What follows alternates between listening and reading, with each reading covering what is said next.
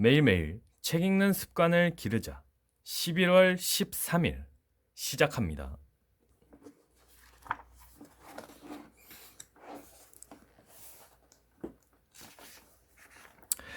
상대방의 견해를 원칙 11. 상대방의 견해를 존중하라. 결코 당신이 틀렸다고 말하지 마라. 자신의 지성, 판단력, 자존심 등의 상처를 입었다고 생각하면 상대는 오로지 반격의 기회만 엿보게 된다. 당신이 무엇인가를 증명하고 싶은 것이 있다면 상대방이 눈치채지 못하도록 교묘하게 그리고 재치 있게 하라.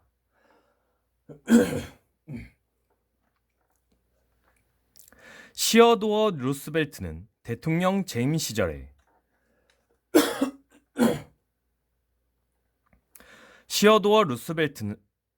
벨트는 대통령 재임 시절에 자신이 내린 판단의 75%만 옳으면 자신은 더 바랄 것이 없다는 말을 했습니다. 20세기의 위대한 인물이 이런 말을 할 정도라면 당신과 나는 어느 정도일까요? 만일 자신이 생각하는 바가 55%까지 옳다고 자신하는 사람이 있다면 그는 아마도 월스트리트에서 하루 100만 달러를 벌 수 있을 것입니다. 하지만 그런 사람을 찾아보기는 정말 어렵습니다.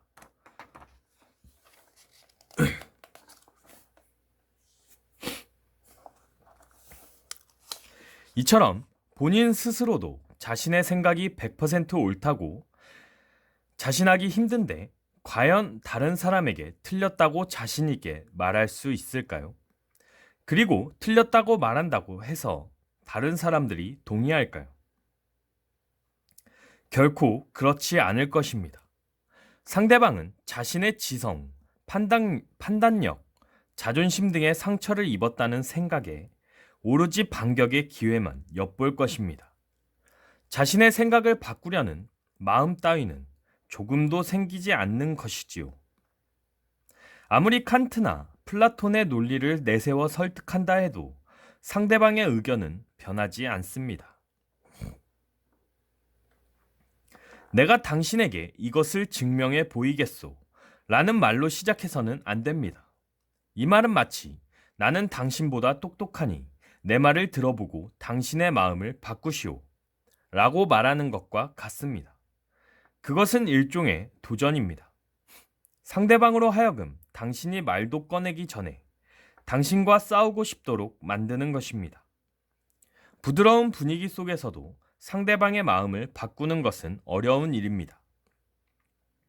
상황을 더 어렵게 만들 필요는 없겠지요.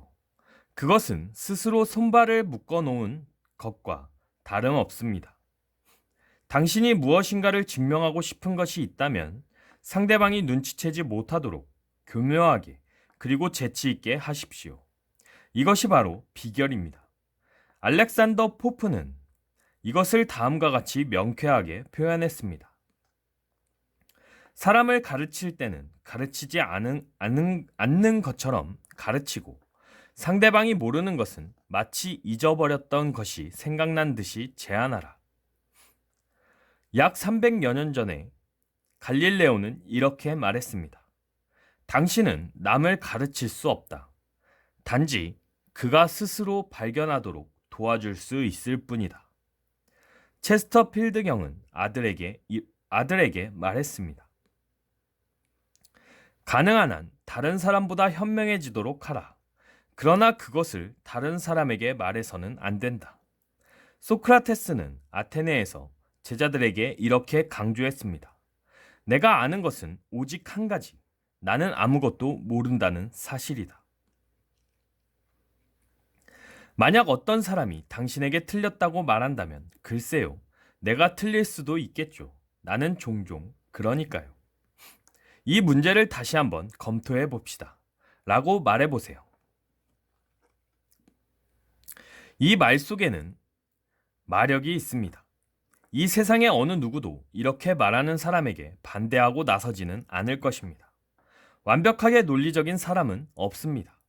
대부분의 사람은 편견을 갖고 있거나 생각이 한쪽으로 치우쳐 있게 마련입니다.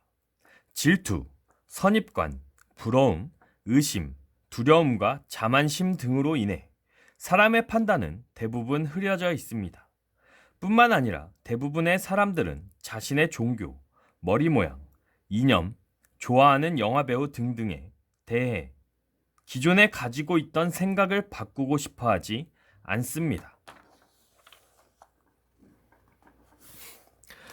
만약 당신이 그들의 생각이 틀린 것이라고 말하고 싶다면 매일 아침 식사를 하기 전에 다음 글을 읽어보기 바랍니다. 심리학자인 제임스 하빈 로빈슨 교수의 명저, 정신의 발달 과정의 한 구절입니다.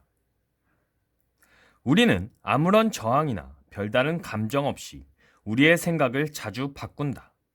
그러나 남이 우리의 생각이 틀렸다는 것을 지적하면 화를 낸다.